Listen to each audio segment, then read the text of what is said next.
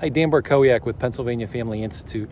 I'm here at the Capitol where there was just a vote on the House floor, which every Democrat House member voted in favor of the commercialization of marijuana for recreational purposes here in Pennsylvania, and would virtually force every municipality to have to allow a pot shop. And I implore you to listen to Representative Craig Williams, his remarks on the House floor regarding this issue and the impact marijuana use has had on his family.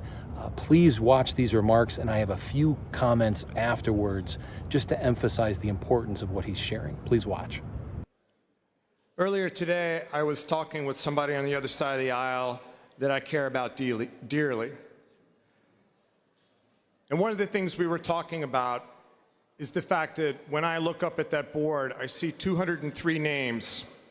Each one of those names has with it a story. And I learn a lot from your stories.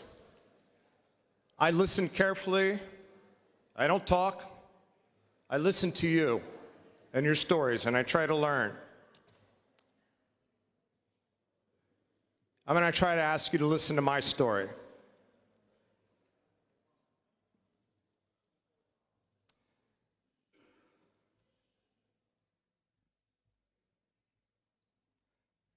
When my baby brother was in high school,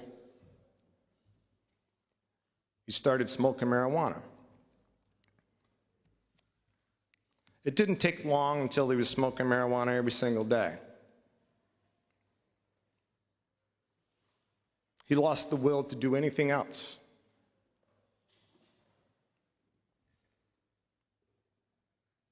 By now, I was off in college.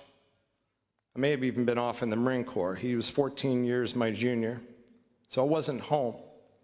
When I'd come home, he was, of course, not himself. Many of the things that I had left at home, he had taken out into the community and sold, because he didn't have a job, so he could buy marijuana. And it wasn't long into his usage in high school that he started finding other drugs.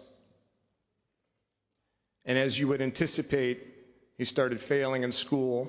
He ended up with a high school diploma, but that was the result of my now passed mother basically berating the high school into passing him.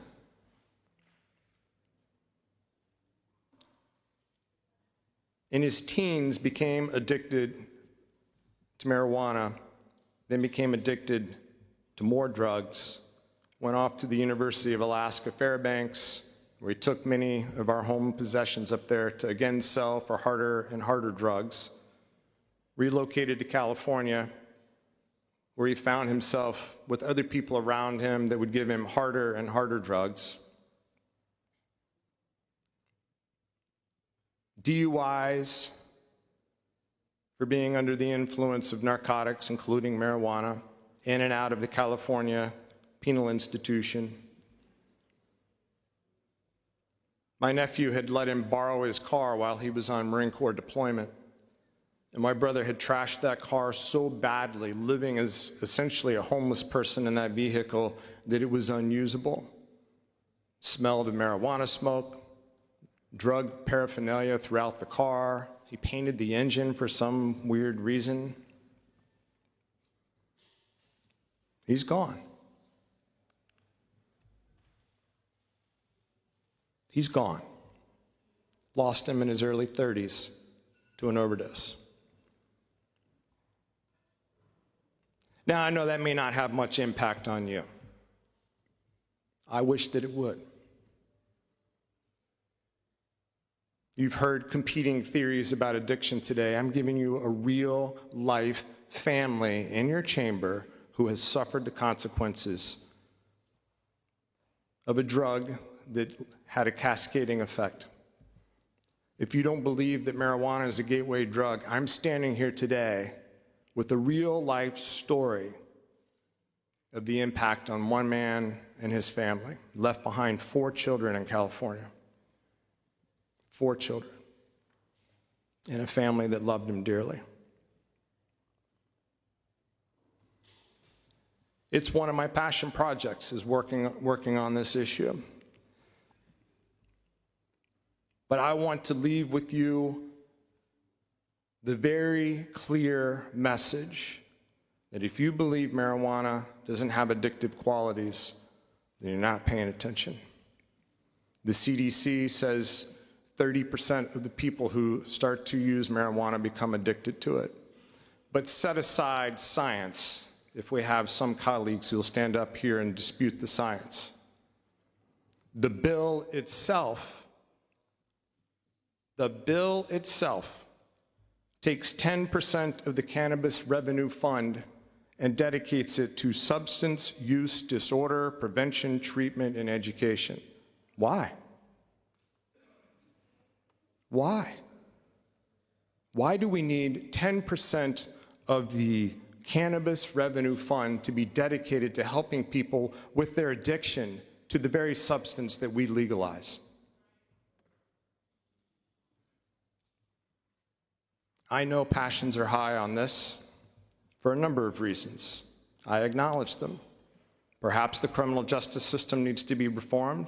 I'd entertain that. But my name's up there alongside of yours, and I have a story. I hope you heard it. I know you'll vote your conscience. My hope and prayer for you is that you and your family never have to suffer the tragedy that my family did. Thank you, Mr. Speaker. Thank you, Representative Williams, for sharing your testimony, sharing what's happened in your family, and the courage really that I think it takes to be vulnerable and share this important message. I would direct everyone's attention to a few points. One is after Representative Williams shared those remarks, looking at who was at the rostrum at the front of the House of Representatives, was Representative Jordan Harris, and he has this to say when it comes to what he believes marijuana legalization is about and what marijuana use does. We know that cannabis is not dangerous. We know that cannabis is not addictive, and we know that the only thing that is in jeopardy when we legalize cannabis is potato chips. Somebody said, and Fritos. All right. I would also draw attention to, shortly after Representative Williams shared his remarks, another Democrat state lawmaker, even though sharing some empathy towards his story, had this to say with regards to her view of marijuana. If we remove the incentive and set up a system where trained professionals will sell safe products, the industry wants everyone to believe that marijuana is a safe drug, and if we can get it in a licensed facility that it's safe.